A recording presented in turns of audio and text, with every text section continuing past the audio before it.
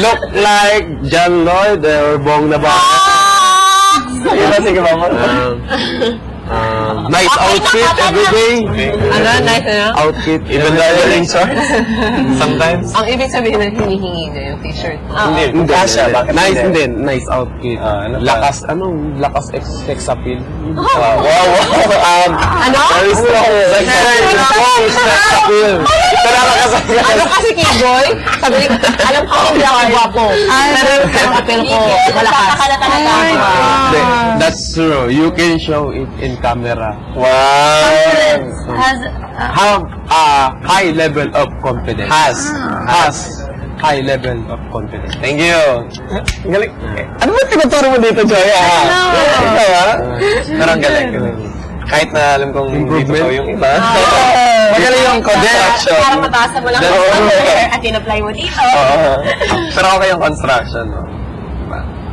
Okay yan, Bigel. Konti pa. Dami ka Pa.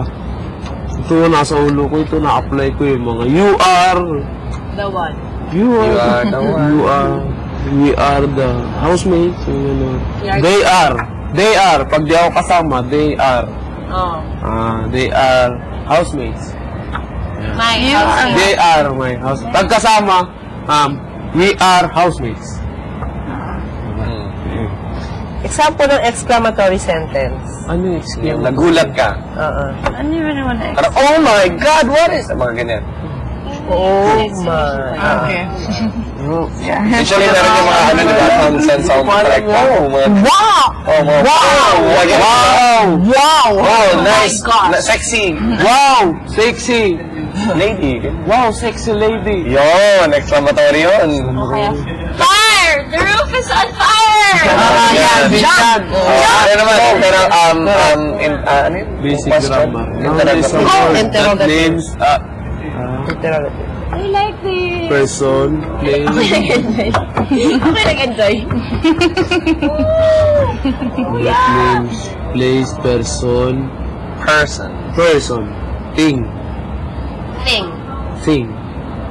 thing, animal, type of Animal. animal. Hindi, Ang ginagawa mo, Animal. Hindi rin A. Animal. Between A at saka E. Nasa gitna. Animal. Yun! Perfect. Between A at saka E. Animal. What do you say? General names, small letter. Grabe! Diba? Grabe! Proper nouns, specific Awesome! nouns, big letters. Proper nouns, sa mga brands, mga pangalan, di ba? Proper yan. Junk. Legal. Di ba ang name is a proper noun? Ang name is a proper noun. Like Dr. Legal. Vicky Bello. Slater? Facial.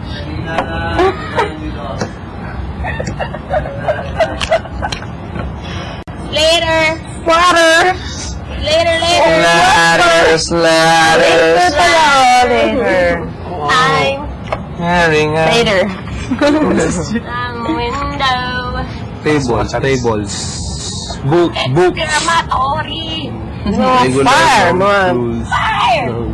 noun ending. Great. Great. Yeah, great. Magaling great. Amazing. Amazing! Absolutely fantastic. Repulsive. Repulsive. Right, you're so repulsive. True that. True that, brother. You are the Sorry ba yun? Mga bakla, Chon. Ano yung sinasabi? Exclamatory lang.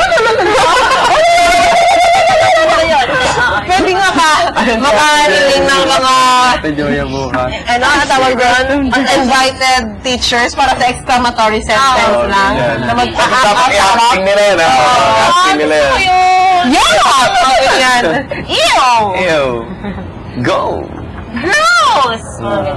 Ganyan. Do this! Ganyan. Pwede ko lagyan ito. Yes, you can. Personal property. Agreed. Hindi, pwede ko ito hingin na lang kay kuya, no, para... Hingin mo. Pag ako igasalita, para kay Lagi Bay. Hindi, para maganda, gawin mo na lang instead of personal property, lagay mo dyan, movable property of. Ano yung ibig? Bakit movable? Para law terms. Movable property is equivalent to personal property. Real property naman is immovable property. Ay, assignment dati, Kuya. Yung assignment dati, Kuya. My boyfriend is my movable property. Ayun, nagagalaw siya. Nagagalaw Galaw siya. Galaw ko. Galaw siya. Anything that does not conform to the land is an immovable property. Or attached, I'm sorry. Anything that attached to the land, I am any property writing now. that is attached to the land is considered an immovable. Well, say for example, timber, wood. Habang tanim pa siya, it's considered Immovable. Let's enjoy the show. I want it so. man. Oh my God! Pero red. Ibig sabihin, conquered. I'm just kidding.